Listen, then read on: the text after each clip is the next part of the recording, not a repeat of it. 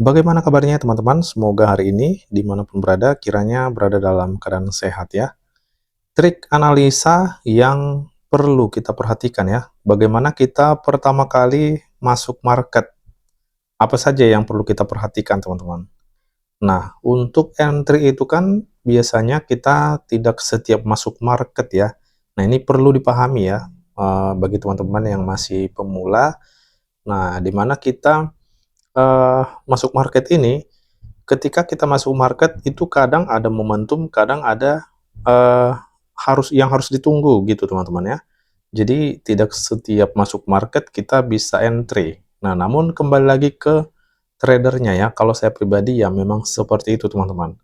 Nah, sekarang bagaimana trik kita, apa yang perlu kita perhatikan untuk menganalisa dari pertama kali masuk market? Oke, langsung aja, ini kita bersihkan dulu lah ya. Ini analisa kita yang kemarin kita share, kita prediksikan di dua kondisi ini ya. Nah, ternyata dia masuk ke zone ini. Oke, kita bersihkan dulu terlebih dahulu. Ya, jadi pertama sekali boleh kita cek melalui high time frame. Pilih kemarin itu candlestick bearish ya, dia rejection ini. Nah, ini rejectionnya ya. Nah, ini adalah rejection yang kuat teman-teman ya. Melihat situasi shadow candlestick-nya setelah masuk di area demand yang sudah kita marking kemarin ya. Nah, saat ini setelah open market ini sudah mengalami kenaikan atau membentuk candlestick bullish ya. Jadi kalau seperti ini coba kita lihat nanti bagaimana mechanical strukturnya di M15. Apakah sudah ada change of karakter buy? Kalau sudah, nah ini sebagai signal kita atau pola kenaikannya.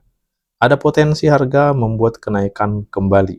Jadi untuk penurunan kemarin yaitu berarti retestnya sampai pada demand ini. Nah, untuk di daily kan candlestick-nya ini belum ada pola kenaikannya teman-teman ya, karena ini di time frame daily.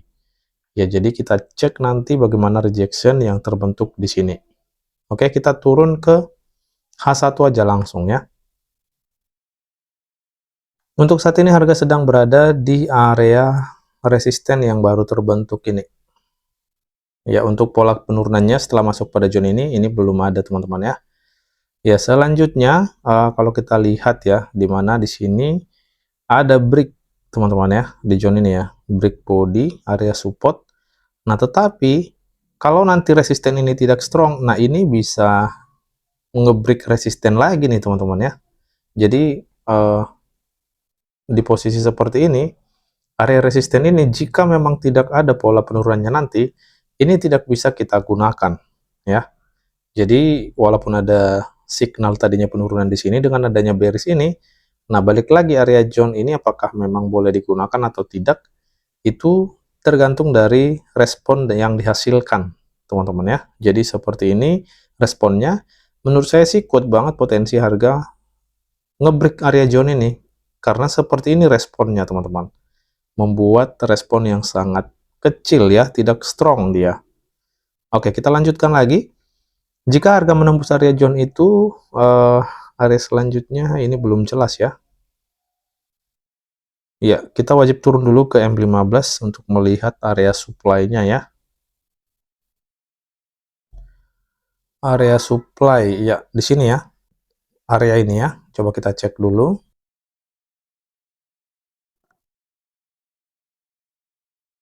Oke, selanjutnya di atas ini.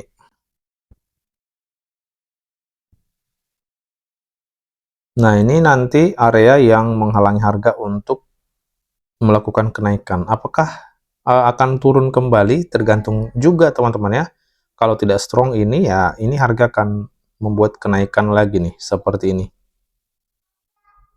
Nah, tetapi nanti kalau terkonfirmasi di zone ini ya ini bisa reject lagi, walaupun nanti tidak begitu strong ya, setidaknya ada responnya ya. Jadi kira-kira seperti ini. Ya, selanjutnya di area atas ya, area resisten. Inilah area kita untuk posisi sell-nya ya.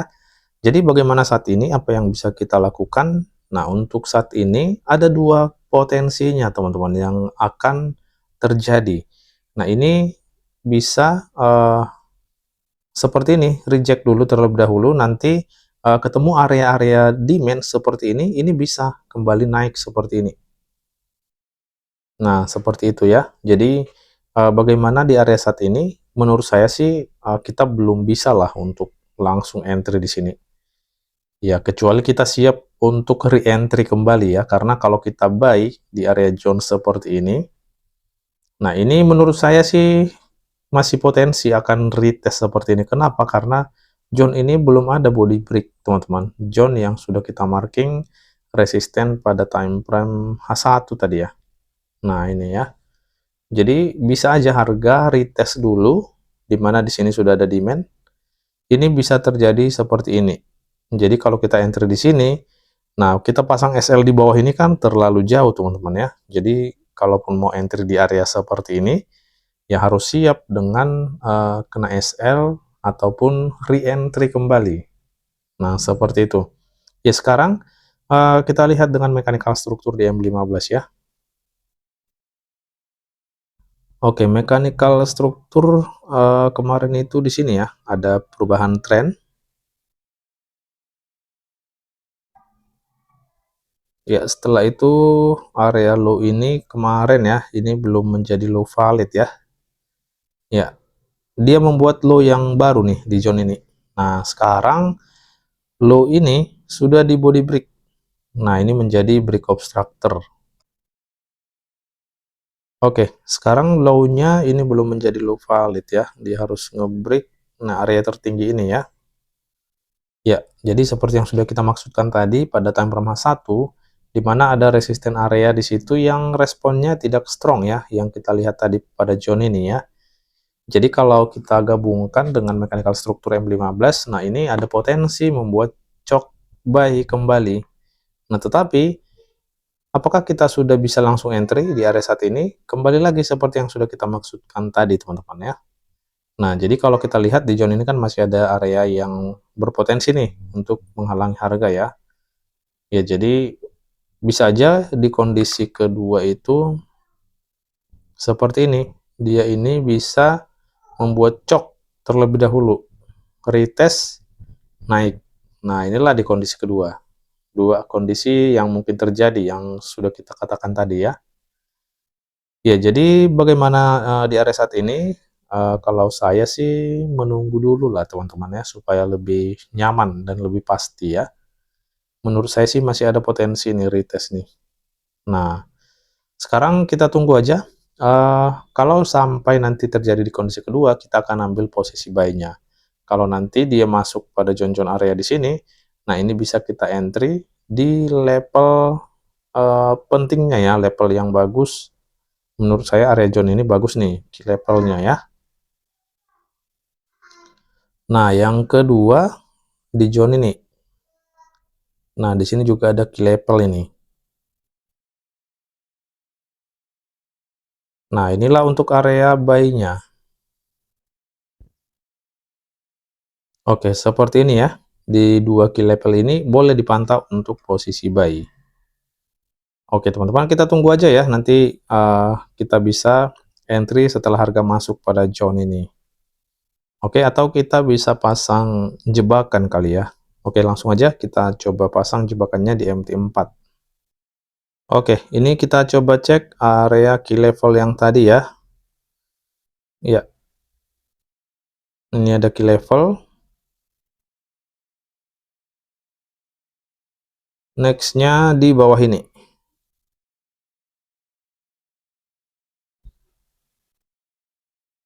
Ya, jadi dua zone ini menurut saya bagus areanya teman-teman ya. Itu area key level tuh.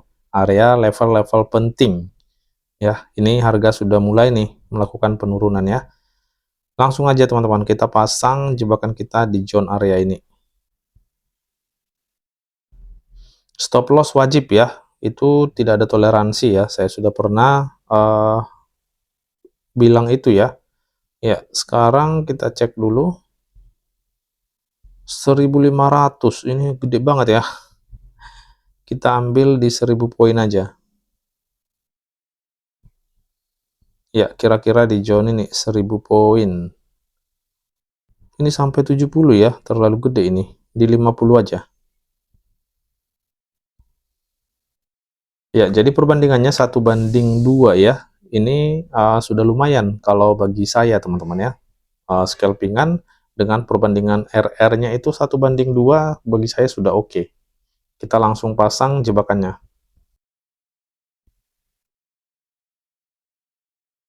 Oke, ini sudah kita setting ya, SL dan TP, jadi sudah posisi nyaman ini. Oke, jadi bagaimana jika kita sell di area saat ini? Nah, ini balik lagi ke resiko teman-teman ya. Saya selalu sebutkan, pikirkan dulu resiko sebelum entry ya. Kalau mau entry sell seperti ini, barangkali teman-teman bertanya di dalam hati, "Bang, ini kan lumayan nih kalau kita mengambil sell-nya terlebih dahulu sebelum masuk ke zone ini." Ada memang orang yang tipenya seperti itu, teman-teman. Namanya scalping ya, banyak yang melakukan hal seperti ini. Dia ngentri posisi sell sebelum masuk ke zone entry untuk posisi buy. Banyak trader yang seperti itu. Nah, tetapi orang-orang yang seperti itu sudah memikirkan risknya terlebih dahulu. Dia sudah siap kehilangan. Nah, seperti itu teman-teman ya. Ya, sekarang saya akan kasih contoh ke teman-teman untuk entry di area saat ini, mengambil posisi sell ya, dengan alasannya hanya untuk retest dikarenakan zone entry ada di bawah itu. Ya, pastinya seperti itu alasannya teman-teman ya. Jadi kita akan ambil posisi sell tapi ini tipis-tipis saja teman-teman ya. Ya, ini tetap SL tidak boleh tidak dipasang. Ini kita kasih di 40 pip. Ya, di zone ini ya. Ya, kita ambil sampai pada zone ini. Ini sampai di 1000-an poin. Jadi sudah lumayan banget 1:2 lebih ya. Nah, langsung aja kita pasang SL dan TP-nya. Ya, ini sudah kita set teman-teman. Jadi seperti ini ya, semoga nanti berhasil ya masuk ke TP yang sell-nya, masuk ke TP juga yang buy-nya ya. Nanti kita lihat bagaimana hasilnya. Waduh, yang jebakan malah kena SL nih teman-teman. Oke, ini kita mau entry lagi lah ya. Uh, Kalau kita lihat sih key level ini ya tidak begitu strong ya. Ya, jadi kita akan ambil posisi sell-nya nih teman-teman ya. Nah, ini berpotensi masuk ke key level yang berikutnya. Jadi kita sell aja uh, untuk recover ya. Ya, seperti ini teman-teman ya. Kalau zone area seperti ini tidak strong, nah seperti ini responnya nih teman-teman. Berpotensi akan di break.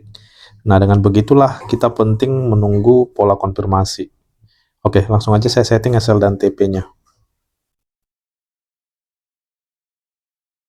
Oke teman-teman, ini sudah selesai kita set SL dan take profit ya. Jadi kita tinggal tunggu, semoga nanti berhasil masuk ke TP. Oke teman-teman, akhirnya sudah masuk take profit ya. Ya, jadi di sini kita perhatikan area key level yang kita gunakan tadi pada zone pertama ini. Nah, ini tidak berhasil mereject harga untuk melakukan kenaikan kembali teman-teman ya. Tidak berhasil untuk mereject harga. Nah, hal-hal yang seperti inilah teman-teman kenapa saya selalu bilang kita perlu menunggu pola konfirmasi. Karena sejatinya kita tidak tahu nih area yang mana yang strong tanpa adanya pola konfirmasi tersebut. Nah, kalaupun mau entry seperti yang tadi kita lakukan, langsung ambil ini ya, pasang jebakan. Nah, itu boleh-boleh saja, tetapi pastikan manajemen risiko teman-teman. Wajib dipasang stop loss ya. Nah, dengan begitu walaupun kena SL, nah kita bisa mengambil kembali karena tidak sampai MC.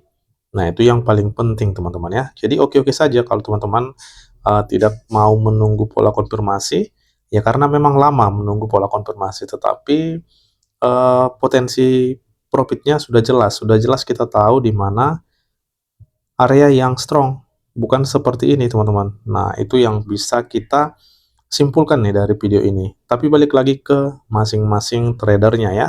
Yang penting adalah utamanya adalah manajemen resiko. Resikonya dipikirkan dulu sebelum melakukan entry teman-teman. Saya rugi berapa jika entry di zone ini tanpa pola konfirmasi atau dengan konfirmasi. Nah, itu pun tetap dipikirkan resikonya, harus tahu berapa risknya teman-teman. Jadi jelas trading kita. Ya, itulah teman-teman. Jadi kita tadi entry posisi sell kembali di zone ini karena tidak strong, ya, tidak kuat untuk menahan harga. Oke, jadi itu dulu yang bisa kita share pada hari ini ya, di video ini. Semoga bermanfaat dan menambah wawasan untuk kita semua. Salam profit dan tetap semangat.